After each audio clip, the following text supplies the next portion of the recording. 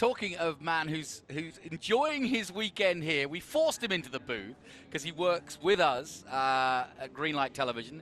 Adam Smith, welcome, first of all, to America. I know you've been across America because we forced you to drive him across America as well. But no, you've had a good week here now.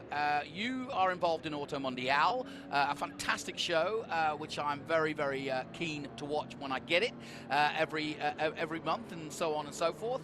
It's a great show about what I would call the original Top Gear. You know, it's about looking at the latest technology and cars from Europe mainly, but a little bit of Americana thrown in now and again. We've got a display on track right now, which we'll talk about in a moment. But I just want to get your overall view of cars in America, racing in America, and now a very unique historic race here at the Velocity Invitational. Because I saw your eyes popping right from the get-go. You've hanging out with Lando and seeing the modern cars as well. What's your take? Oh, well, firstly, thank you very much. It is wonderful to be here. It's such a cool event. It's like a little American Goodwood, really, isn't it? It is. Yeah. Very much so. And yeah, the cars here, I've never seen anything like it, really. There's stuff that we've just seen go out on track. GT1 cars, 250 GTO, some of the most valuable cars in the world. But yeah, thank you for mentioning Automundial. That's a show I've been writing for a few years now. We've been on the air every single week for more than 20 years now. That's incredible. It is. And so, as you say, we do car reviews. And it's worldwide, right? Worldwide. It's been on the UK, as I say, for over 20 years. It's broadcast on channels all over the world. It's on YouTube as well, but it's coming to an American broadcaster soon as well. Ah, good news. But yeah, it's, as I say, fantastic to be here. What an event. What is that means, given your job, it's hard to impress you. So what's impressed you? I mean, Taylor was just with that magnificent Talbot Lago next door. That car, it's absolutely remarkable. It's actually an older restoration, but it still looks absolutely tip-top. And it's just one of the most beautiful shapes that's ever been created, isn't it? I think so. I think you're absolutely right. But I like this David Hobbs car too that I just saw. I'm going to get Bert Skidmore in here in a minute, but he's wandering around. He's getting himself a coffee. I'll let him do that. But we've got a host of cars out here. This is one of our, what I would call, collectors' parades. So we've got a real smorgasbord of sports cars, single-seaters, and as you can imagine, this is what the collectors sort of look for, and you never know what your ilk is. Bert, what are your takes on some of these collectors' cars? Because, like you say, it's kind of a thing where you don't know what somebody else absolutely pines for, but there's reasons why. I don't know. There's some really good cars out there, you guys. One of my favorites is that Porsche 962. I got the honor to drive one of those at Sebring in Daytona, and what a car. One of the few times I've gone 200 miles an hour. Great stuff. And as you were talking about the GTO, what a wonderful car that is. Yeah, one of just a few in the world. One of the most valuable cars in the world as well. Yeah. Absolutely, yeah. In the tens of millions of dollars. You know, they're Intrepid Racing, and by the way, I'm parked next to the GMC Ferrari. I thought that was great. I've taken a picture of it. I'm going to post it. The Ferrari truck. Yeah, the Ferrari truck. I'm right next to it. I thought that was a wonderful touch. But you are tasked with preparing a lot of these cars for events like this. It's a huge responsibility, not just insurance types. I mean, you're dealing with multi-million-dollar cars and owners who don't want you messing about with them or making mistakes with them. There's a lot of responsibility involved, but it's one you take on. It is. There is a lot of responsibility, and you got to be tip-top. You know, you got to dot all your I's and cross all your T's. Make sure that everything is good. You know, you can't leave one nut loose. You know, one bolt not safety wired. And in fact, we have a rule that a lot of cars that have bolts that are drilled, and if they're drilled, they need to be safety wired. There's a reason for that. That's a really interesting. If you spot anything that you recognize and want to talk about, we're looking at this beautiful Warsteiner Mobile-sponsored sports car here, coming at us. CLK GTR. Yeah, beautiful. What a thing. Yeah. I'm still trying. Does anybody recognize what that David Hobbs car is? I've seen the single-seater, but we'll see it in a minute. But there was also a Group C Mercedes out there last night as well. But there's more today. Pagani behind us Pagani, as yeah. well. I think it's a Zonda R.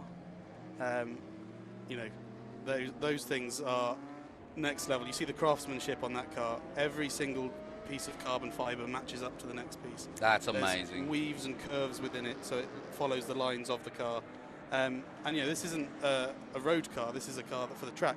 And yet they still go to that level of detail to make sure it looks perfect. It looks as good as it sounds, because that V12 sounds absolutely phenomenal. Well, I'm reliving my youth, because when I was a kid, and I don't know about you, Adam, but we used to play trump cards, and we'd all deal out trump cards, and I'd be like, oh, I've got the Lagonda, and, you know, my top speed, 210, you know, whatever it might be. And that's how we learned. It was a clever idea, because it did teach kids a little bit about cars in a very simple way, but in a competitive way. And it was kind of my first real, you know, run at learning about these exotic cars, which I would never have seen at that point. But now here they are, 50 years later. I'm enjoying them in full glory. Absolutely, it was the same. It was sort of on the crossover point. I had the top trumps, but I also had the PlayStation. So I didn't have that when I was a kid. Gran Turismo. That was another. You know, you learned all your 0 to 60 times on there, and you know which Japanese car was faster than the next one. Well, you can talk to this, but I was learning yesterday that McLaren put a car out on the PlayStation or Xbox, and it wasn't a real car. But all the gamers said, well, when are you going to build it? And it was an invented car. There's my Hobbs. But they didn't build it, so they built it. And I said, okay, all right, we'll build it then. Fantastic. Yeah, well, on that as well, it's been one thing I've noticed here over the weekend, just how many young people are here. And that's awesome. That's so great. We're told all the time that kids aren't not interested in cars, in driving anymore. They're just going to car share and all this. I think that's absolute nonsense, to be honest. Everyone's here enjoying the sounds of some classic cars, enjoying the engines. You know, there's electric cars coming, sure, but here in America, they're certainly not letting the petrol car die quietly. They just had a new Mustang. It's got a V8. It's got a manual gearbox. It's even got the option for a 3-litre supercharger on it now. Well, from your end, how do you get young people interested in working on these cars? It's tough. It's very hard to find good mechanics. And we need to get new blood, you know, in the series. You know, the guys are getting older, and one of the things you don't see is people, you know, the parents handing over their GTO or their, you know, 250 Testarossa or D-type Jaguar over to their kids, you know, and it is important that we need to get new blood in it. Looking at that beautiful McLaren just going by there. I think that's what's really hit me. There's that Ferrari. But it's just the amount of McLarens we've gathered for this 60th anniversary. I don't think it's ever been done. I mean, I know obviously McLaren will celebrate and have been over the year at Goodwood and so on, but this really, with Can-Am, it really does solidify just what they've achieved here in America. And I think it's a great tribute, because I think Bruce McLaren in many ways is more revered here than probably anywhere else in the world, except outside of New Zealand, of course. But to see the celebration of his Can-Am cars especially, it's just a great weekend for that. Absolutely. I mean, in the UK, we tend to think of McLaren as a Formula One team. But, you know, you look back, they're doing Can-Am cars, and now even these days they've got teams in all sorts of sports. They've got IndyCar, got Extreme E. You know, they're across all sorts of stuff. Yeah, and I didn't know that he basically, once, you know, the Can-Am idea just took off and obviously it was winning, he actually bought Trojan. That then took over the cars from Can-Am, and then they started kind of reproducing them or replicating them so that they could go out and try to win like he did. But they didn't have Denny Hulme or a Formula One driver to drive them. And there's a good example. What's amazing is how the company continued on without him. How do they do that? I mean, look at McLaren International now. It's just unbelievable. Yeah, with the whole road car side of things as well. You know, they've gone from strength to strength, really. And it's great to see them now at the front of the grid in Formula One. Yeah, near the absolutely, front of the grid. Yeah, and when I started working in Formula One, Ron Dennis obviously was at the height of his powers, late 80s, early 90s, and that was definitely, it was a side issue at the time because the concentration was all on Formula One, but by the time they were winning 15 out of 16 races, they could kind of, not relax, but they realized that there was more that the fandom wanted. And I'm not just talking about fans of Formula One, I'm talking about fans of road cars. And there was almost a willingness to fulfill Bruce's hopes of continuing that innovation. And while Ron wasn't personally, an innovator, he had a guy like Gordon Murray who was, and I think that's a big catalyst. So I think I take my hat off to both Ron Dennis and now Zak Brown for continuing that vein, if you will, that Bruce created. And I think that's an important factor here for this weekend. Oh, absolutely. And I think you mentioned Zak Brown there. I think he's been doing an excellent job. You see him every weekend at the Grand Prix. You know, he doesn't need to be there. There's a team principal running things, but he's there because he loves it. And I think that's great hands for the company to be in.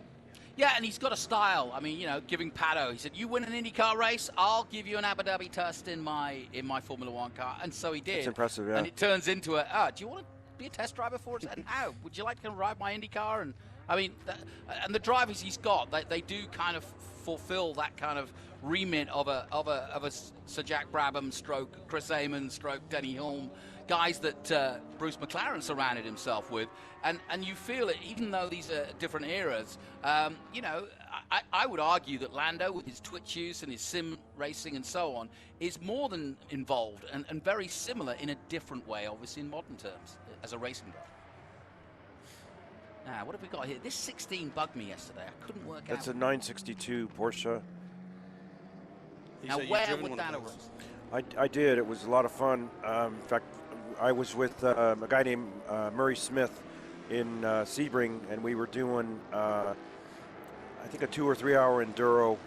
And we got to the grid a little bit late, and we're fueling the car, and it was kind of funny. I'm sitting in the seat, and my rear end started getting wet, and I'm thinking, oh, no. I didn't pee my pants. I don't know what happened, but turns out there's gasoline leaking into the seat. Gosh.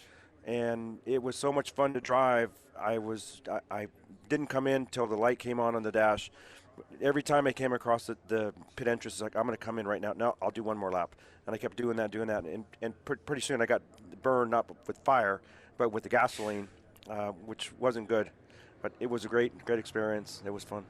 Well, I can now tell you that was a Norbert Singer design. I thought it was. But yeah, the 962.